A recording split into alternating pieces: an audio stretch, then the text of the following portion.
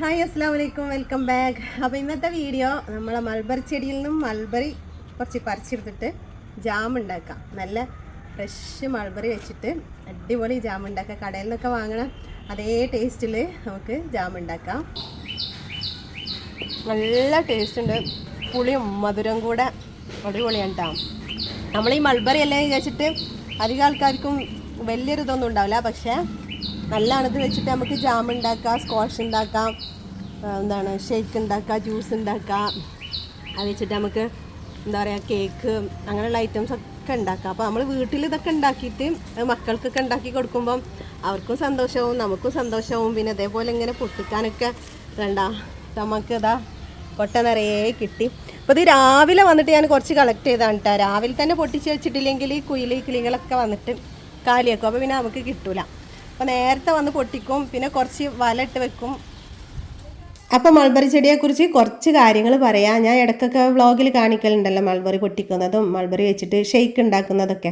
അപ്പോൾ കുറച്ച് പേരൊക്കെ ചോദിക്കലുണ്ട് ഇത് പിന്നെ നട്ടിട്ട് എത്ര ടൈം എടുക്കും മൾബറി ഉണ്ടാവാൻ, പിന്നെ കമ്പ് കുത്തിയാൽ പിടിക്കോ, അങ്ങനെയുള്ള കാര്യങ്ങളൊക്കെ ചോദിക്കാറുണ്ട്. ഇത് കമ്പ് കുത്തിയാൽ പിടിക്കും, പിന്നെ നട്ട് ഒരു 6 മാസമൊക്കെ കഴിയുമ്പോൾ തന്നെ അതിൽ മൾബറി ഉണ്ടാവാനും തുടങ്ങും. മൾബറിയിൽ പല വെറൈറ്റി ഉണ്ട്, ബ്രസീലിയൻ, തായ്ലൻഡ്, പാകിസ്ഥാൻ, അങ്ങനെ പല വെറൈറ്റീസ് ഉണ്ട്. നമ്മളത് നാടൻ വെറൈറ്റിയാണ്. മൾബറിയൊക്കെ നല്ല പഴുത്ത് നല്ല അടിപൊളിയായിട്ട് നിൽക്കുന്നുണ്ട്, കാണാൻ തന്നെ നല്ല ഭംഗിയുണ്ടാവും. പിന്നെ നല്ല പഴുത്ത് കഴിഞ്ഞാൽ പുളിയൊന്നും ഉണ്ടാവില്ല, നല്ല മധുരം ഉണ്ടാവും. ഇത് വെറുതെ ഒന്ന് മണ്ണിൽ കുത്തി കൊടുത്താൽ മതി, വേറെ പ്രത്യേകിച്ച് ഒന്നും ചെയ്യേണ്ട ആവശ്യമില്ല. കാരണം ഈ മഴക്കാലത്ത് ഈ സീസണിൽ ഇത് കമ്പൊന്ന് കുത്തി വെച്ച് കൊടുത്താൽ മതി, പെട്ടെന്ന് പിടിച്ചോളും. പോട്ടിലൊക്കെ വെക്കുകയാണെങ്കിൽ പ്രൂൺ ചെയ്ത് കൊടുക്കുക, നിലത്ത് വെച്ചാൽ അതിനെ വളരാൻ വിട്ടാൽ മതി. പൊട്ടിക്കാനൊക്കെ എളുപ്പമാണ്, ഇതിൻ്റെ കമ്പുകൾ താഴേക്ക് വളഞ്ഞു വരും, അപ്പോൾ നമുക്ക് മൾബറി പൊട്ടിക്കാനൊക്കെ ഈസിയാണ്. ഇതിപ്പോൾ ഞാൻ വളർത്തിയിട്ട് ടെറസിൻ്റെ മുകളിലേക്കാണ് ഇത് വളർന്ന് വന്നിട്ടുള്ളത്. അങ്ങനെ ആകുമ്പം ഇതിൻ്റെ കമ്പുകളൊക്കെ മൂത്ത് കഴിയുമ്പോൾ ഇലകളൊക്കെ ചെറുതായി വരും.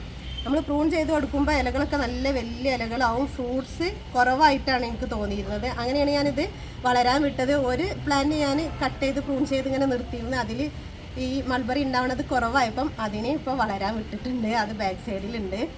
അപ്പോൾ ഇതിൻ്റെ കമ്പുകളൊക്കെ മൂത്ത് കഴിഞ്ഞിട്ടുണ്ടെങ്കിൽ ഇതിൻ്റെ ഇലകൾ നല്ല ചെറുതാവും. അപ്പോൾ ഇതിൻ്റെ കമ്പിലൊക്കെ നിറയെ മൾബറി ഉണ്ടാവാൻ തുടങ്ങും. പിന്നെ ഇത് ഒരു സൺ ലവിങ് പ്ലാന്റ് ആണ്, അപ്പോൾ നല്ല വെയിലുള്ള നല്ല സൂര്യപ്രകാശം കിട്ടുന്ന ഭാഗത്ത് വെച്ചാൽ ഇഷ്ടംപോലെ മൾബറി കായ്ച്ചോളും. പിന്നെ ഇത് മഴ പെയ്ത് കഴിഞ്ഞാൽ മധുരം ഉണ്ടാവില്ല, പുളി ഉണ്ടാവില്ല. അല്ലാത്തപ്പോൾ ഇത് നല്ല ഒരു പുളിയും മധുരവും കൂടെ ആയിട്ട് നല്ല രസം. അല്ലാതെ നല്ല വലുപ്പത്തിൽ തന്നെ ഉണ്ടാവും ചെയ്യും. എടുത്തോ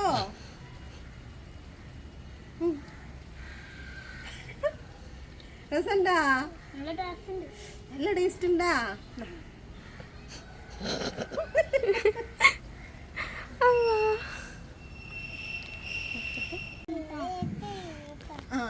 ലൈക്ക് ചെയ്യണം അല്ലേ? അപ്പൊ നമുക്ക് ജാം ഉണ്ടാക്കിയിട്ട് വരാം. മൾബറി ഞാനൊന്ന് നല്ലോണം കഴുകിയെടുത്തിട്ടുണ്ട്. മണ്ണോ പൊടിയോ അങ്ങനെ അഴുക്കൊന്നുമില്ല, എന്നാലും ചെറിയ പ്രാണികളൊക്കെ ഉണ്ടെങ്കിൽ ഒന്ന് പോയിക്കോട്ടെ വിചാരിച്ചിട്ട് 2-3 പ്രാവശ്യം നല്ലോണം കഴുകിയെടുത്ത് ഇനി ഒരു ബ്ലെൻഡറിൽ ഇട്ടിട്ട് അതൊന്ന് ബ്ലെൻഡ് ചെയ്തെടുക്കുക. ബ്ലെൻഡ് ചെയ്യാതെ വേണമെങ്കിലും ഉണ്ടാക്കട്ടെ, ഞാനിപ്പോൾ ബ്ലെൻഡ് ചെയ്തിട്ട് ഉണ്ടാക്കുകയാണ്.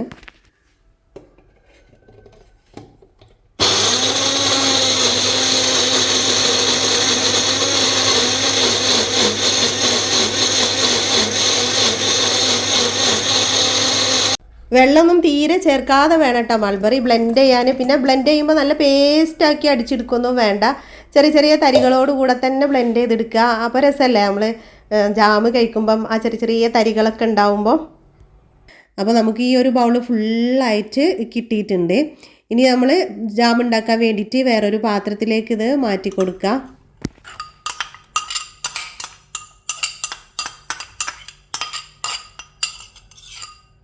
ഇനി പഞ്ചസാര ചേർത്ത് കൊടുക്കുക. നമ്മൾ മൾബറി എടുത്ത അതേ ബൗളിൽ ഒരു ബൗള് പഞ്ചസാരയാണ് ചേർത്ത് കൊടുക്കേണ്ടത്. ഞാൻ ഇപ്പോൾ ബൗൾ ഫുള്ളായിട്ട് എടുത്തിട്ടില്ല, 3/4 കൂടുതൽ എടുത്തിട്ടുണ്ട്.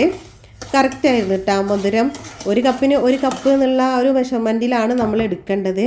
ഇനി ഇത് അടുപ്പിലേക്ക് മാറ്റി കൊടുക്കുക, എന്നിട്ട് നല്ല ഫ്ലെയിമിൽ തന്നെ വെച്ച് കൊടുക്കുക കേട്ടോ. ഹൈ ഫ്ലെയിമിൽ തന്നെ വെച്ച് കൊടുക്കുക. നല്ലോണം തിളച്ചതിന് ശേഷം നമുക്ക് ഒരു ലോ ഫ്ലെയിമിലിട്ടിട്ട് സാവധാനം വറ്റിച്ചെടുക്കണം. പഞ്ചസാരയൊക്കെ നല്ലോണം മെൽറ്റ് ആകുമ്പോൾ അതൊന്ന് ലൂസായി വരും. പിന്നെ ലോ ഫ്ലെയിമിൽ ഇട്ടിട്ട് നമ്മൾ ഒന്ന് തിക്കാക്കി എടുക്കണം. ഇനി ഇതിലേക്ക് ലെമൺ ജ്യൂസ് ചേർത്ത് കൊടുക്കണം. ഒരു മൂന്ന് ലെമൺ എടുത്തിട്ടുണ്ട്, മീഡിയം സൈസിലുള്ള. ഇപ്പം നമ്മൾ മൾബറി എടുത്തത് ഒരു കപ്പളവ് പറയുകയാണെങ്കിൽ 250 ml കപ്പിൽ 1.5 കപ്പ് ഉണ്ടാവും മൾബറി നമ്മൾ അടിച്ചെടുത്തപ്പം. അപ്പോൾ അതിലേക്കാണ് 3 മീഡിയം സൈസ് ചെറുനാരങ്ങ ജ്യൂസും കൂടെ ചേർത്ത് കൊടുത്തത്. ഇപ്പോൾ ഇത് കാണുമ്പോൾ മുന്തിരി നമ്മൾ ജ്യൂസ് അടിക്കാൻ വേവിക്കൂലേ, അതേപോലെ ഉണ്ട്. നമ്മളിപ്പോൾ കുട്ടികൾക്ക് വിഷമടിച്ച മുന്തിരി ഒക്കെ ഫ്രൂട്ട്സൊക്കെ ആവും കടകളിൽ നിന്ന് വാങ്ങിയിട്ട് നമ്മൾ ജ്യൂസും സ്ക്വാഷും ഒക്കെ ആക്കി ഉണ്ടാക്കി കൊടുക്കുന്നത്. അതിനേക്കാൾ എത്രയോ നല്ലതാണ് നമ്മൾ വീട്ടിൽ ചെറിയൊരു മൾബറി കമ്പ് കുത്തിയിട്ടുണ്ടെന്നുണ്ടെങ്കിൽ ഈസി ആയിട്ട് തന്നെ മൾബറി ഉണ്ടാവും ചെയ്യും. നമുക്ക് ജ്യൂസും സ്ക്വാഷും ജാമും ഒക്കെ ഉണ്ടാക്കി കൊടുക്കാം. അപ്പോൾ നമ്മൾ ഇത് നല്ല തിക്കായി വന്നിട്ടുണ്ട് കേട്ടോ. അപ്പോൾ ജാം സെറ്റായോ എന്ന് നോക്കാൻ ഒരു വൃത്തിയുള്ള പാത്രത്തിലേക്ക് 1-2 ഡ്രോപ്പ് ഇത് ഒഴിച്ചെടുക്കാം. എന്നിട്ട് കുറച്ച് നേരം തണുക്കാൻ വേണ്ടിയിട്ട് വെക്കാം.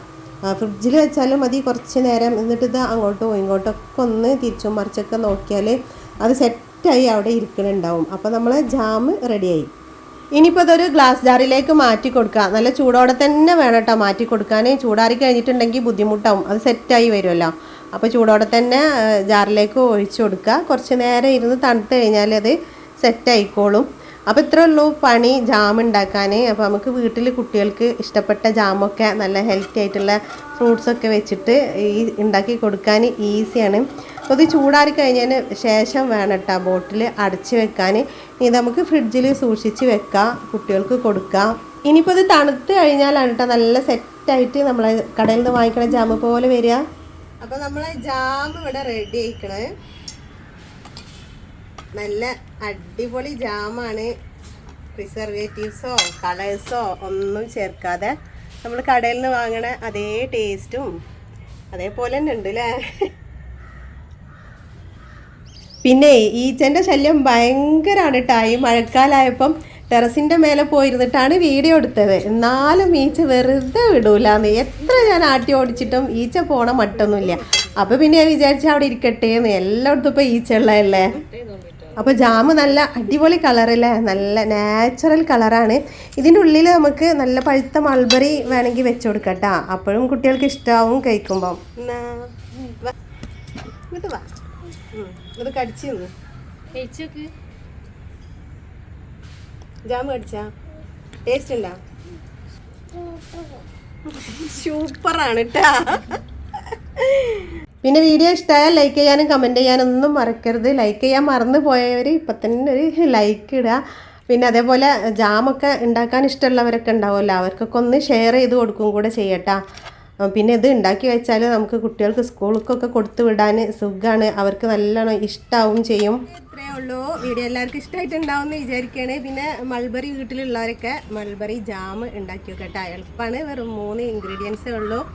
പിന്നെ നല്ല ഫ്രഷ് അല്ലേ, കുട്ടികൾക്ക് നമ്മൾ വീട്ടിലുണ്ടാക്കിയ ഫ്രൂട്ടാണ്, വീട്ടിലുണ്ടാക്കിയ ജാമുമാണ്.